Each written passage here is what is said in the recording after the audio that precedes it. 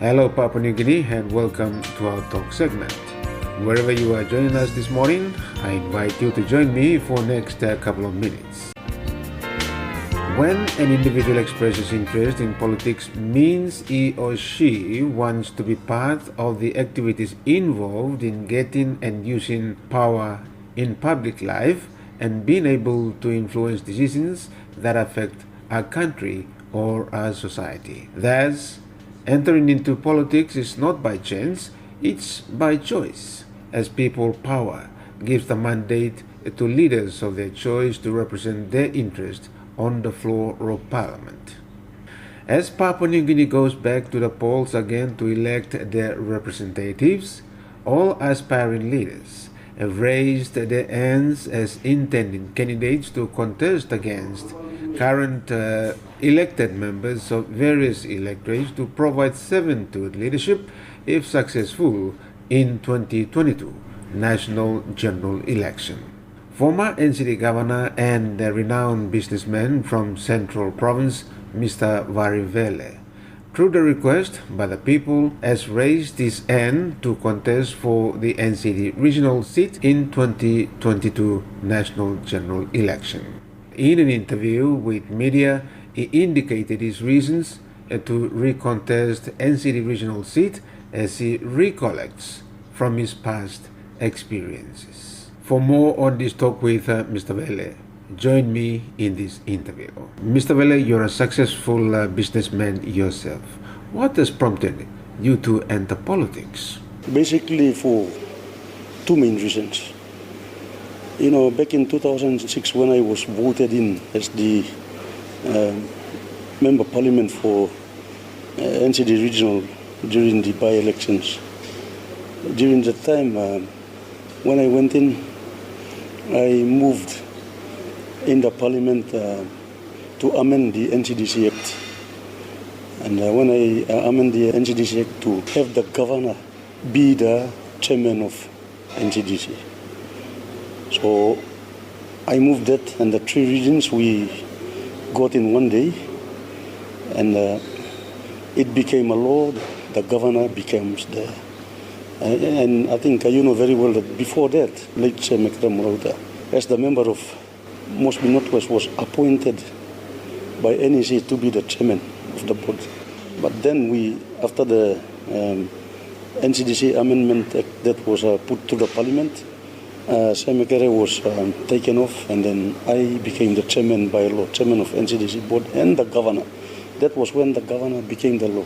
So importantly, why I wanted that law to change, to amend the act to the governor to take control of the NCDC board like some other provincial governors under the organic law.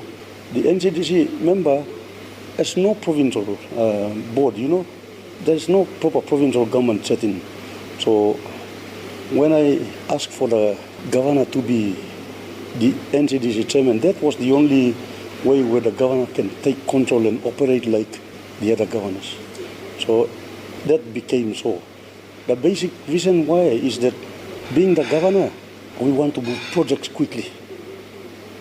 We want to move projects quickly and then to help improve the lifestyle of the people, the low class people in an urban setting, like the settlers and the villagers. So that was the basic idea about it. Anyway, we passed the law. But then, unfortunately, I was voted out in 2007. So, in that short period of time, I am the one who moved this improvement of this road drive from NCDC City Hall down to Waikani, turn off into Morata. So in that short time period, that was the major impact project.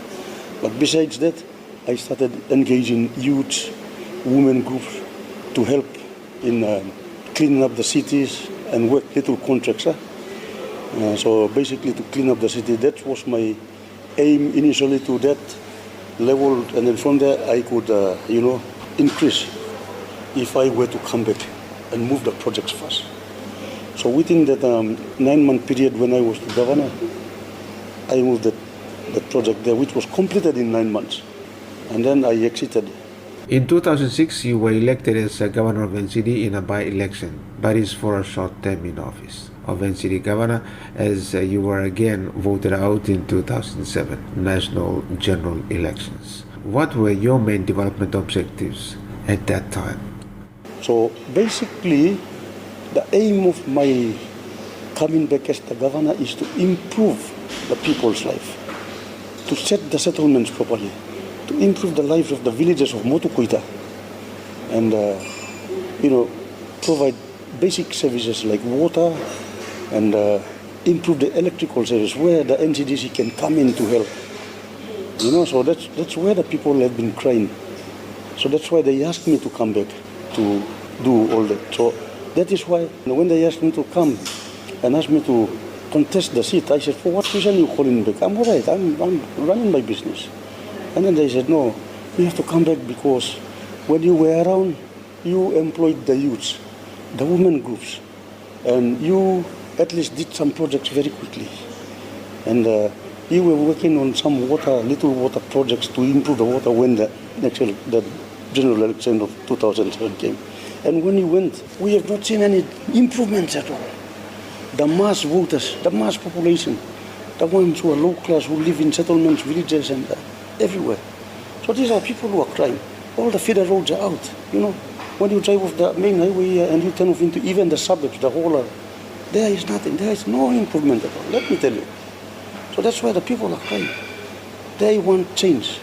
So when I said that, okay, there is no other person, they said, Wari Vele, please come back. So when they asked me, I said, okay, that's why I came back.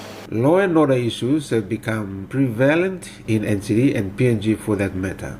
What are your plans to address law and order and the unemployment in the National Capital District? The law and order, like if we look at countries like Singapore, who were built up through poverty, at one stage they gained independence around the same 20 or 30 years difference from Papua. Now you see they have excelled. And like Singapore, for example, they don't have resources. They don't have gold, they don't have oil, but they have just excelled. The problem with law and order is that, like when we compare to Singapore, the people in Singapore, most of them are employed. You hardly see any squatter settlements, and it has excelled. It has become a developed nation. Papua New Guinea during the same area, same time, like let's say 20 or 10 years difference, Papua New, instead of developing, it has gone downhill. So that is why when it went downhill, the economy has not improved. The economy has dropped, and what happened is that that's causing the problems of more, the foreign investors to come in and invest properly and attract foreign investment. So when the foreign investors are slow to come in, that delays the economy build-up, and that delays development. So when you say, that is where unemployment is caused. So when I'm unemployed and you see people unemployed, I don't know whether the leaders have vision or no. Whether I call them leaders or no, or politicians. Politicians, they can go and talk sweet and what I see is that unemployment, when people are not employed and the salary earnings and the GDP is very low, people start do anything to at least eat bread and butter. So no employment, no money equals law and order problem. And the law and order problem is caused by mainly the youth groups, the groups from 18 years old or 15 years old up to 30 or those same age who run and cause problems and pickpocket and do armed robbery. So that's the range we can see. Now, to do that, we have to create employment.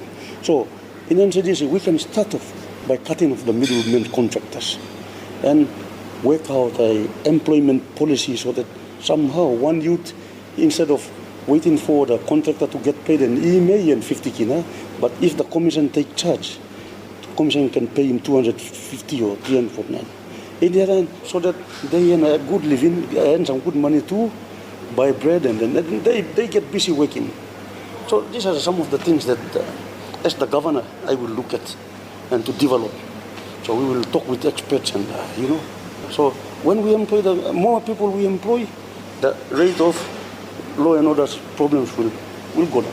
When everybody has pocket money in their pocket, Basically, simply that's it. SME or macro SME is one common development agenda many people in NCD wish to venture into, as they would like to become businessmen and women to support themselves as individuals or groups to prosper in their life. What plans have you got to support SME in NCD? SME is the right way to go. But what they are doing to SMEs, directly paying cash, and you have a group of women, like 100 women or 50 women in one SME, and you pay maybe 5,000 or 10,000 to. What they do is they divide that money. So in the end, this thing doesn't work at all, So what we're going to do is we will help them to write up business proposals. What do you want to do? Instead of they taking charge of the money, we set the business up for themselves. And then, okay, you have to work this way. You have to work this way, and then you earn money. So there will be advisors there, and people who will monitor their businesses. SME good at it, but when the leader or when the politician doesn't go down and get involved to monitor, then that's where breakdown comes out. This SME is like a concept where you ask for 5,000, and then they say that 5,000 with 100 people or 50 people, and everybody cares. So at the end of the day, one woman ends up with 70 kina, 50 kina. Well, that 50 kina, what can you do with it? They just go and buy rice and tin fish and kakaruk and that 50 kina and finish. No SME now. So you have to properly organize them, and they must operate properly, in the policy guidelines of the SME, how it was set up. Nobody monitors that. All they do is pay the money out. That's what I've been saying. People need cash nowadays. If you give them a little 50 kina, 100 kina, what can it do? Nothing. We have to be realistic in, implementing this type of policies.